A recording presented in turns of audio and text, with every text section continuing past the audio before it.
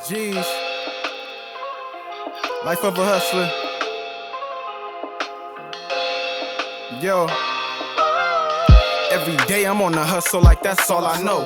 A 9 to 5 out the streets long as I'm touching dough. Ain't in a robbing full of pride, I'd rather get my own. That's how I've been since I was a youngin'. It's been a minute, man. It's been about 3 weeks, man. And shit, we back again, man. You better tell them all I will. Right here in Jay Stone Production. We in the building, man, and we coming along. It's it feels good to see an idea come to fruition. And of course, we want to give you some information, you know, because information puts you in formation with what you're looking to achieve if you get the right information.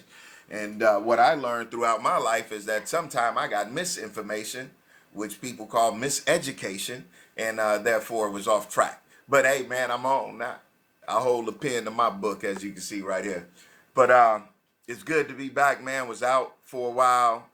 Was on my daddy duties. Had a volleyball tournament for my daughter. That was out in hot Arizona. It didn't go under 108, I believe. It was hot. Then right after that, went and got a stamp through the passport and went out to Mexico for a wedding for a cousin. It's good to see people get married in holy matrimony, you know. And that's a whole nother subject for another day, man. I just kept telling myself I can't go to jail in Mexico. But boy, did I want to tell that staff something, man. You know, because my Uncle Mike, which I doubt will get on camera, the old street cat that's legit now. But one time he had told me my sister was having a party at the house you did in Covina Mall, where you did the tile and everything. And she was having a party there, and the DJ wasn't playing the music. So he like, nephew, take care of that music. And I'm like, man, I don't want to offend the DJ. And my Uncle Mike said, man, you can't offend nobody you paying. And while I'm in Mexico at this resort that was expensive, I wanted to tell him something. But I wasn't lawyered up and I wasn't going to jail in Mexico. So I just bit the bullet and went through the experience, man. And sometimes you got to do that, you know, when it don't go your way or it's not up to your expectation. Because let me tell you something about expectation. Check this out. Write it down for yourself. Write it down in your book. Expectation is premeditation for disappointment, right? So expect things of yourself, but know if you expect things of somebody else or something else and it don't go your way, you will be disappointed, man, you know. But it's good to be back home. Thank God for traveling mercy and returning grace. It was good being with my wife, my daughter, mother-in-law was there, a lot of family and stuff like that. It was cool, man. Hey, yo, check this out. This is for my California people, Southern California to be particular. I experienced this thing called CBX Express. Now, you have LAX International, Tom Bradley International, right? And it was like $2,500 for 4 of us to fly out of there to Mexico. And then my wife said, what do you think about flying out of Mexico? And I'm like, hell no. Because in my mind, I'm going to drive my truck to Mexico, cross the border, and I got a California license plate sitting in the Mexico parking lot. So I'm chopping it with one of the parents from volleyball. And he says, oh, no, man, you know, you pull up to this place, you park, you go in, scan your passport, you write in customs, and then you walk across, and then boom, you in Mexico. Man, he was like, man, it's legit. And I'm like, word? So I go back, tell my wife, you know, look into this, man. So come to find out, long story short, we saved like $1,300 flying out of this place. So now I'm driving and pick up my mother-in-law, got my wife, my daughter, mother-in-law in the car, right? So I'm on my adult shit. So my seat is up, 10 and 2, and we rolling. Side note, it's like 9 in the morning, right? Because you still got to do the 2-hour early thing and all of that, right? So we rolling, man, and we out in San Diego. So we almost there, and a lot of y'all gonna learn that I'm really into, or I won't say really into, but I like motorcycles a lot, and since a little kid. And anyway, we rolling. I'm locked in the diamond lane at 85 miles per hour, cruise control. I'm locked in, got steering assistance and all of that. And I'm rolling, right? Because I'm on my adult stuff. So I'm sitting upright, roll up on this cat on a crotch rocket, and he's kind of sitting to the side, and he got his little finger, and he's doing this. And I tell my wife, I say he listening to his music in his helmet. So he having a good time, got on, regular jeans, tennis shoes, bike sounding good, like word. And then now I'm rolling at 85 on side this dude. And then I hear this. And I told my wife, I say, here we go. Because I knew that downshift mean I'm getting ready to get out. Why? Because I do it. Next thing you know, this cat is at 85 and pull what's called a power wheelie. A power wheelie is when you could just roll your throttle and the bike could come up off the ground. And my man is rolling this wheelie next to me, and I turn into a kid. My man looks over his shoulder, crosses 4 lanes, set the front tire down on his exit, and exit. He knew I was going to show up. Why? Because I'm that dope. He was like, this for you, Shawn. I was like, right on, man. It was dope, man. But anyway, this CBX Express. So we pull up, never been there before. It's at the end of California, the end of the United States, as far as the West Coast go. The wall is literally right there. I got a picture of it in my phone.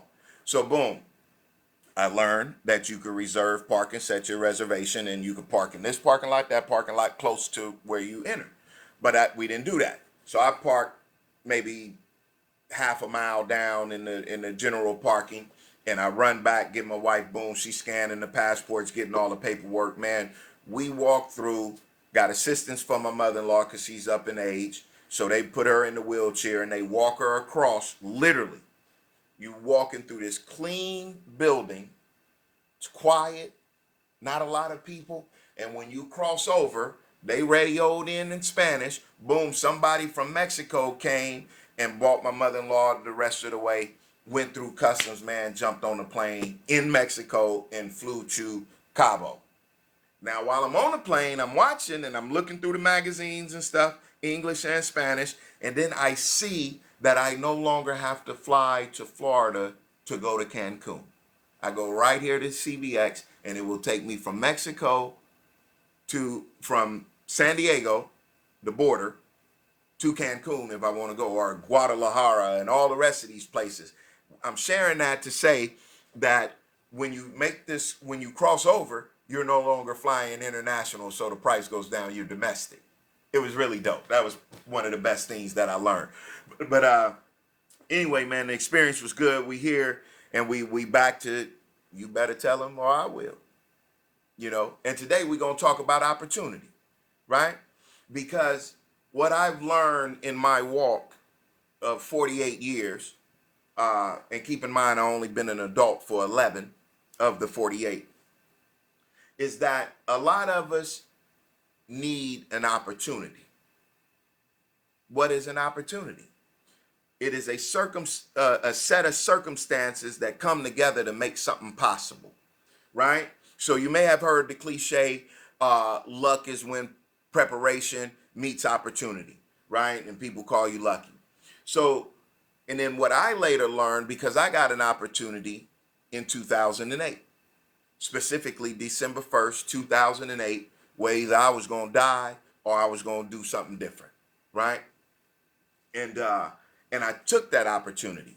And then what I later learned as I look at the words, because I love words, I do not read any book without a dictionary next to me, right?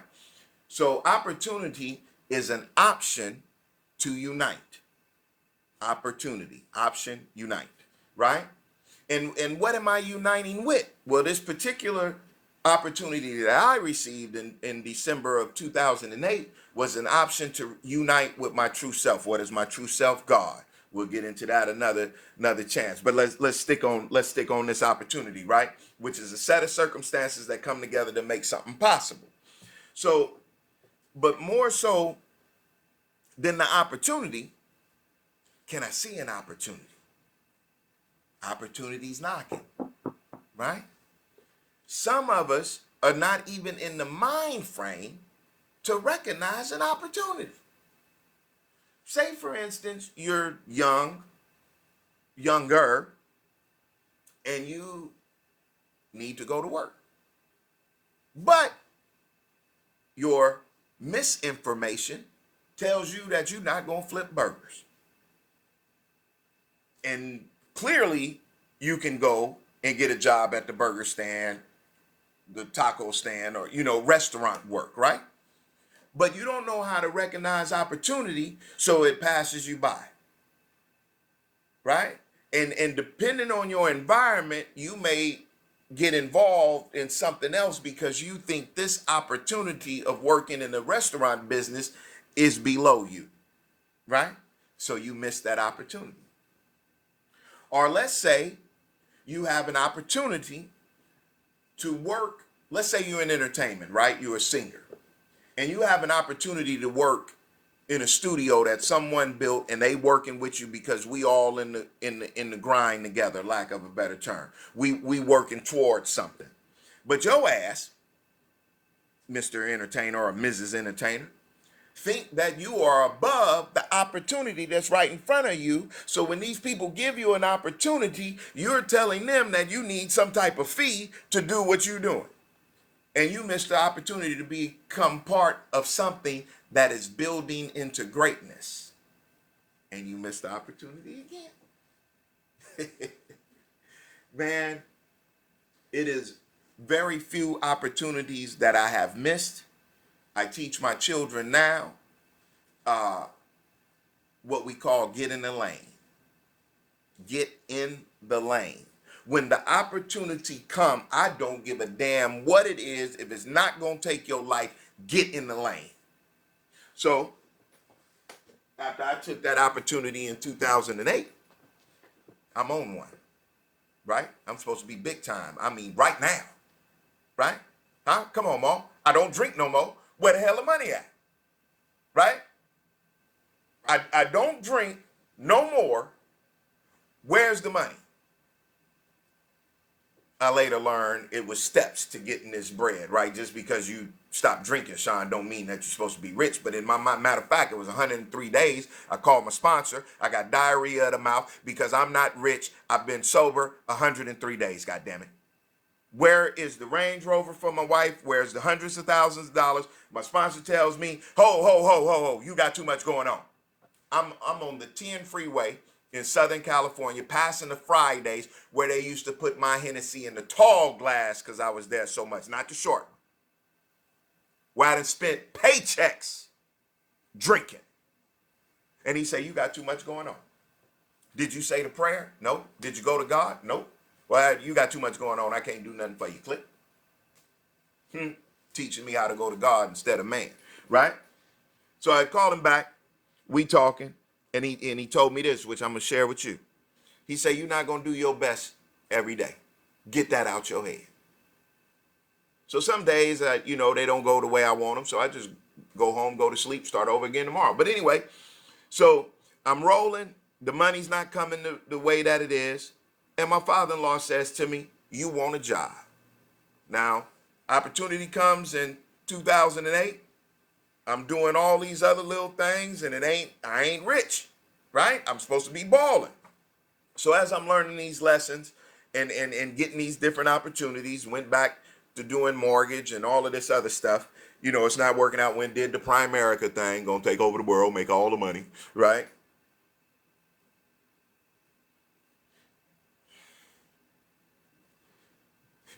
I was about to tear Primerica ass up, but I'm gonna leave them alone right now. Good company, good product. Just make sure you whatever. But anyway, so another opportunity comes. Now, this is 2014. So that's 8, that's 9, that's 10, 11, 12, 13, 14. Okay? Father-in-law say, you want a job? I say, yeah, I'll look into a job. Next day, phone ring. Rodney Patterson. What's up, Rodney? Have your ass come sit in the hot chair, too. My name is Rodney Patterson. I was instructed to give you a call. And he goes through his spiel. Go here and be here at this point, on this date and time, and you need some steel-toe boots. And I'm literally on the phone with him, and when he say steel-toe boots, I said, huh? I need what? Because I had never owned steel-toe boots in my life. I'm Shawn P, a.k.a. Sharp Crease, big up to the young bloods, right? So I look at the queen, and I say, I need some steel-toe boots. And she was like, all right, let's go get some. I don't even know its levels of steel-toe boots. So I go to Walmart, buy some for $29.95.